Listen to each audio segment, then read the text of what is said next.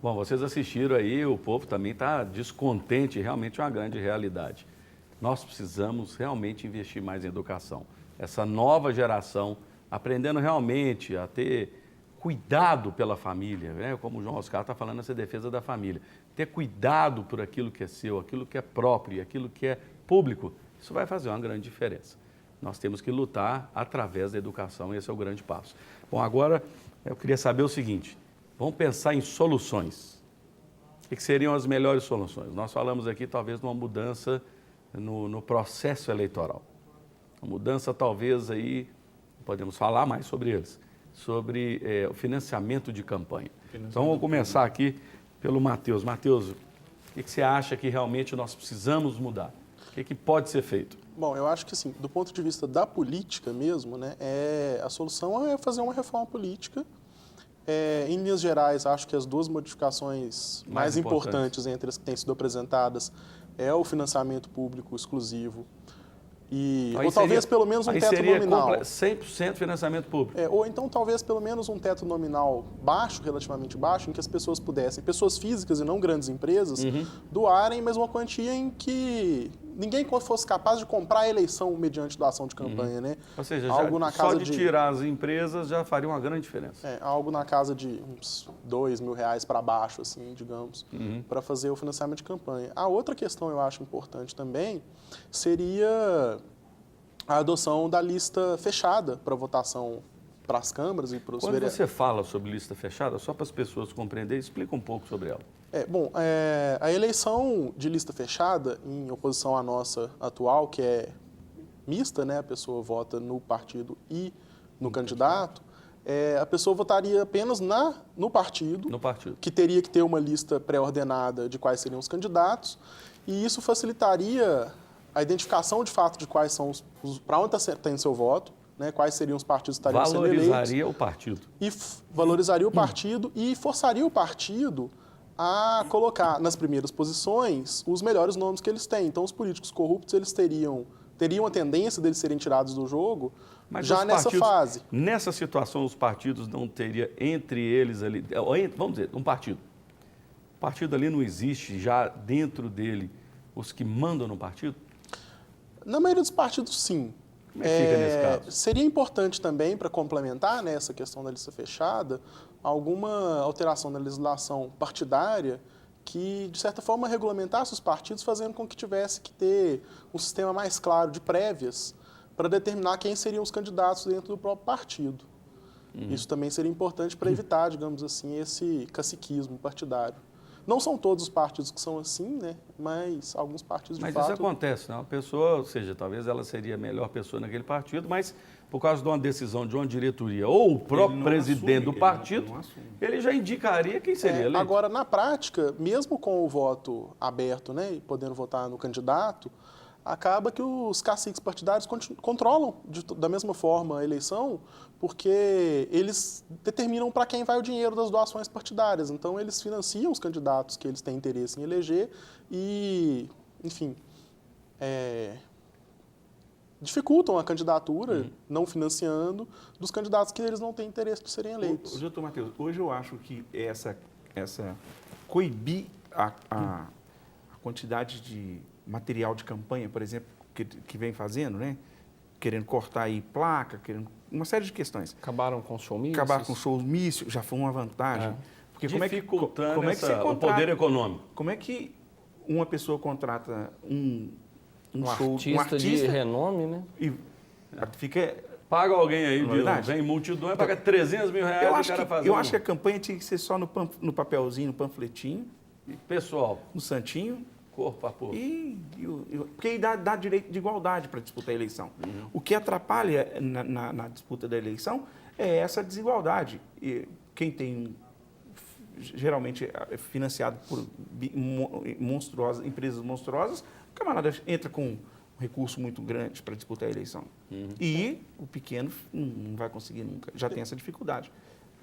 Não, eu acho que essa questão do financiamento e do gasto da campanha também é uma das incoerências que o nosso sistema tem, porque existe um controle muito grande, sobre o que o candidato gasta, a forma como ele gasta, e é impossível controlar isso de forma eficiente, né? Você teria que ter fiscais para todo lado, até aquele caso dos atores, né? Que o Fernando contou no começo.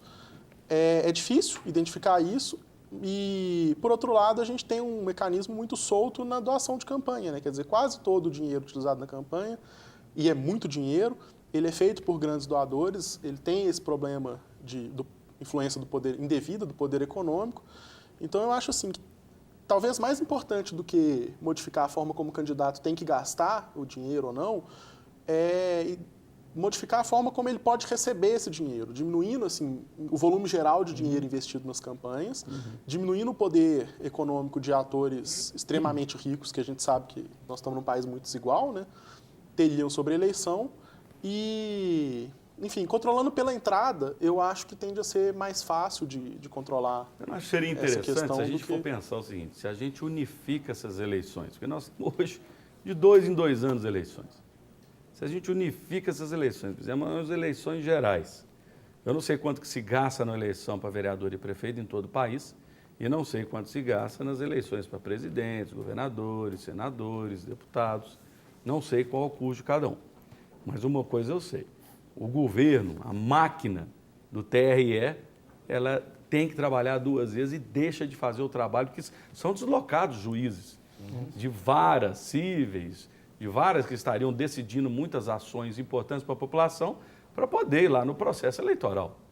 2 vezes em 4 anos. Quer dizer, se a gente fizesse isso aí já uma vez só, seria uma grande vantagem para todo o povo, economizaria dinheiro do Estado e resolveria essa dor de cabeça. Eu acho que uma modificação nesse sentido poderia trazer um lado positivo de, como é que fala, contenção dos gastos e facilitar o trabalho do tribunal, mas, por outro lado, poderia dificultar ainda mais a vida do eleitor, que ia ter uma informação, que já é um nível de informação muito grande que ele tem que ter para saber quem vai votar para presidente, para senador, para governador do estado, deputado federal, estadual. Além disso, ter que pensar em qual prefeito e qual vereador, acaba ficando difícil para a população identificar quais são os melhores candidatos. A gente sabe que nas eleições, a gente vê pelas pesquisas eleitorais durante o período eleitoral, que o eleitor vai definindo o voto de cima para baixo. Quer dizer, primeiro ele escolhe o presidente, que é mais fácil, depois verdade. Ele vai para o governador e assim por diante. Quando chega a deputado, Acaba, ele assim, vota em qualquer um, ele né? vota no papelzinho que senador, ele pegou. Enfim. Até a distância física para Brasília, né? Não vou me interessar, não sei quem é, vai Vamos ficar aproveitar longe de mim. esse finalzinho de tempo. Nós já falamos aqui, talvez eleições gerais, falamos de uma reforma realmente eleitoral. O que mais nós falamos? Financiamento de campanha. Financiamento de campanha. Do seu ponto de vista aí, Fábio, nós estamos 30 segundos aí só para você encerrar aí dando a mensagem. O que seria do seu ponto de vista? Como cidadão, não oferecer, não prometer nenhum tipo de vantagem ilícita. Do ponto de vista de administração pública, é rigor, é controle, é transparência. Do ponto de vista judicial, processo eletrônico, processual, agilidade nas decisões, o cumprimento da decisão. E do legislativo fazer uma adaptação da legislação ao nosso tempo. Colocar isso focado com as agilidades que nós temos tecnológicas. Seria um ótimo caminho para combater a corrupção rápida. Na sua opinião, João, o que seria interessante para a gente poder melhorar o nosso país no combate à corrupção? Bom, eu acho que as urnas na eleição de 2012 mostrou 32% das pessoas não foram à urna, ou foram em branco, nulo e abstenção. Eu acho que a população precisa de conhecer os candidatos que ela vai votar, as pessoas com quem ela se propõe a se representá-las. Então, eu acho que as pessoas precisam ter mais seriedade nesse aspecto. E aí eu tenho certeza que a gente vai fazer legislativo, executivo, com mais qualidade. Olha, ninguém vai chegar, nenhuma moça vai poder aceitar o casamento no primeiro cara que chega nela e fala assim, quer casar comigo? Ou seja, ninguém faz isso. Mas na hora de votar, o primeiro que aparece, o cara sai dando o voto. Ah, não, pode deixar, eu te dou. Ou seja, o voto tem que dar valor a ele. Tem que valorizar o voto. A pessoa tem que ver o candidato sem saber valorizar, falar, oh, esse candidato é isso, esse candidato é aquilo, as qualidades são essas, o histórico dele é esse, os estudos dele é esse. Saber discutir realmente ponto a ponto e dar valor ao seu voto, como você talvez tenho certeza, dá valor a quem vai casar com sua filha, não é verdade? Quem vai casar com minha filha, ó, eu quero saber o currículo dele direitinho, viu? Essa é a grande verdade. Então, olha, eu gostaria de agradecer a presença aqui dos nossos convidados e também agradecer a participação de cada um de você que esteve no nosso programa e pode enviar aí as suas perguntas e sugestões. Sabe, eu queria deixar com você uma pequena palavra. Liderança é algo que nós mais precisamos nesse país. E liderança não é algo muito complicado, não. Liderança, na verdade, é uma coisa bem simples. Nós precisamos observar as pessoas e conseguir chegar numa seguinte compreensão do que eu vou falar para você agora. Preste atenção. A partir de hoje, você pode ser um ótimo líder e, ao mesmo tempo, você pode avaliar o seu líder. Assim, nós poderemos ter um país melhor também. Grandes líderes têm caráter e habilidade, só isso, querido. Nós precisamos escolher eles por caráter e olhar as habilidades dele. Um sem o outro não dá. Não pode ser um sem o outro. Um grande caráter e pouca habilidade, sabe o que vai acontecer? Só aquelas pessoas que são amigas nossas, você leva para casa, vai passear com ela, vai para o cinema, pode sair com minha filha, sair com meus amigos, por quê? É uma pessoa de caráter. Mas se ela não tiver habilidade suficiente, eu tenho certeza absoluta, você não vai dar o carro seu para ele dirigir. Você tem que ver se ele tem habilidade para aquilo. É uma pessoa maravilhosa, mas não nos levará longe. Pouco caráter e muita habilidade é o que hoje o povo pensa dos políticos. Ele só vai nos levar até onde ele quer e não onde ele deve conduzir a gente. No programa de hoje, nós discutimos sobre corrupção. Corrupção é um câncer na nossa sociedade, querido. E espalhado destrói todas as áreas. Os recursos financeiros da União, dos estados, dos municípios estão sendo desviados por pessoas que usam os seus talentos, as suas habilidades sem caráter, não para planejarem o futuro do nosso povo, mas a permanência do poder. Hoje, a luta é por poder. Precisamos mudar isso. E isso tem que ser feito por escolhas. Fazemos escolhas todos os dias. Faça bem as suas escolhas. Quando você for escolher os nossos próximos líderes, escolha as pessoas que têm habilidade para gerir, que têm habilidade para poder nos levar aonde nós precisamos, gente. E eles tenham caráter para poder cumprir aqueles que eles falam. Porque uma pessoa com muita habilidade, deixa eu te explicar uma coisa, você pode até seguir ele durante um tempo, mas na hora que você começar a desconfiar, esse cara, eu acho que ele mente, esse cara não vai me levar onde eu quero, acabou. Pessoas de caráter e habilidade, assim teremos líderes que levarão o nosso país e o nosso povo para um novo nível de vida. Lembre-se, vale mais ter o bom nome do que muitas riquezas.